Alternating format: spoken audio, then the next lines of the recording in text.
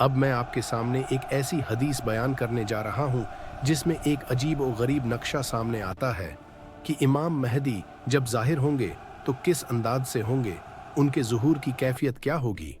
यह रिवायत हज़रत उम्मे सलमा रज़ियल्लाहु ताला अन्हा से मरवी है, जो हुजूर सल्लल्लाहु अलैहि वसल्लम की मोहतरमा अहलिया थीं।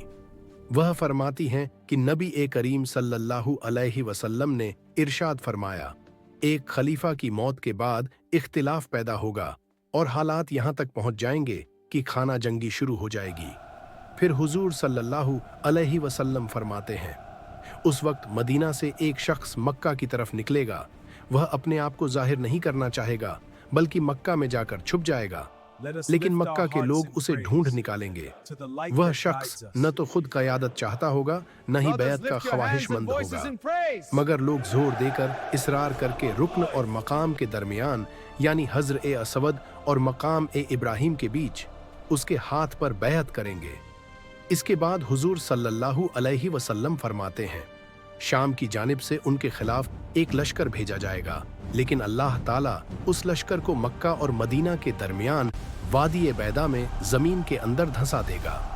पूरा लश्कर एक भी शख्स बाकी नहीं रहेगा।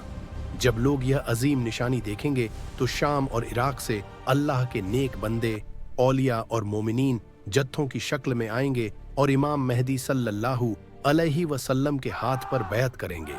फिर वह फरमाते हैं, इमाम महदी सल्लल्लाहु अलैहि वसल्लम लोगों के दरमियान हुकूमत करेंगे, नबी सल्लल्लाहु अलैहि वसल्लम की सुन्नत के मुताबिक।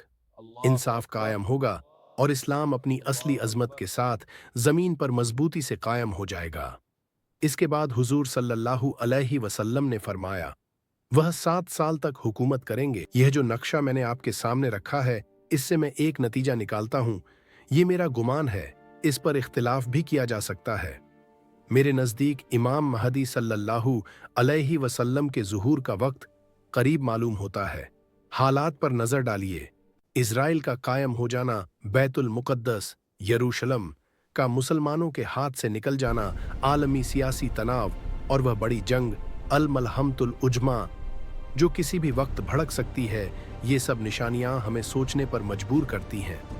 कुरान मजीद में भी इशारे मिलते हैं, जिस तरह चांद 14 रातों में मुकम्मल होता है, उसी तरह 14 सदियों के बाद 15वीं सदी को कुछ अहले इल्म इमाम महदी के ज़ुहूर की सदी करार देते हैं। आखिरी पैगाम हमारा काम तारीख तय करना नहीं, बल्कि अपनी इस्लाह, तौबा और सुन्नत पर अमल करना है, क्योंकि जब वह आएंगे तो वही कामयाब होगा जो हक पर होगा। अल्लाह हमें हक पहचानने और उस पर कायम रहने की तौफीक अता फरमाए। आमीन।